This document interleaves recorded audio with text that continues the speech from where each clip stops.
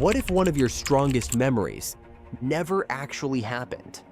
Not distorted, not exaggerated, completely made up. And the worst part? You'd believe it anyway. Welcome to Wired Weird, where psychology gets uncomfortable. Because today, we're questioning something you trust completely: your own memory. Most people think memory works like a recording. You experience something, store it, and replay it later. But that's not what your brain does. Your brain doesn't store the past, it rebuilds it every single time, piece by piece, detail by detail.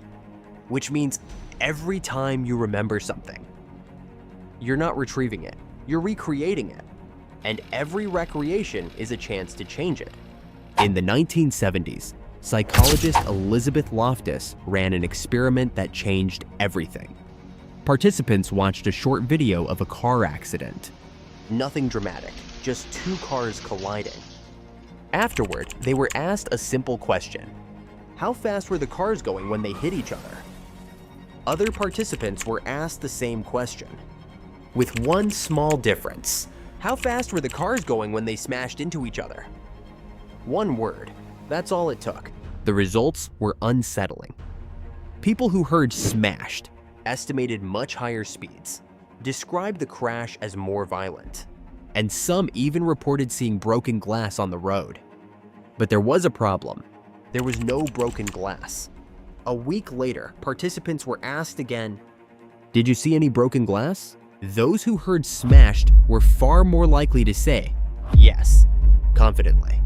Their memory hadn't just changed, it had expanded.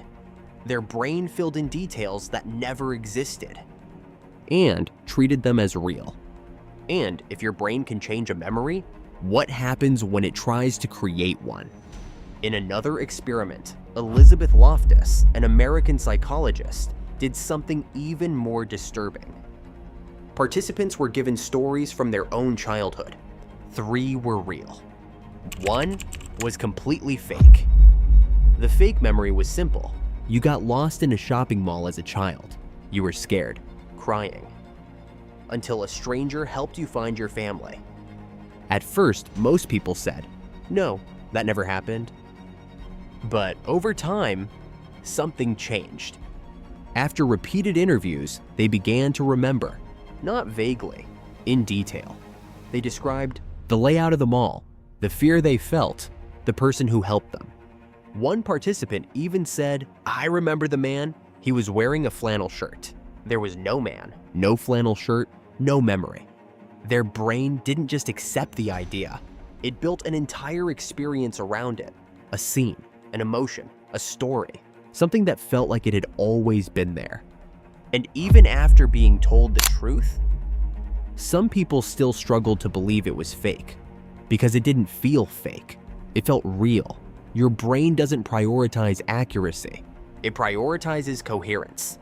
It wants your life to make sense, to feel continuous, predictable, complete. So when something is missing, it fills the gap. When something feels unclear, it edits it. Over time, your memories become more vivid, more emotional, more certain, but not more true. Think about your childhood. Are you remembering what actually happened? Or the version you've told yourself over time? Have you ever been completely sure about something and later proven wrong?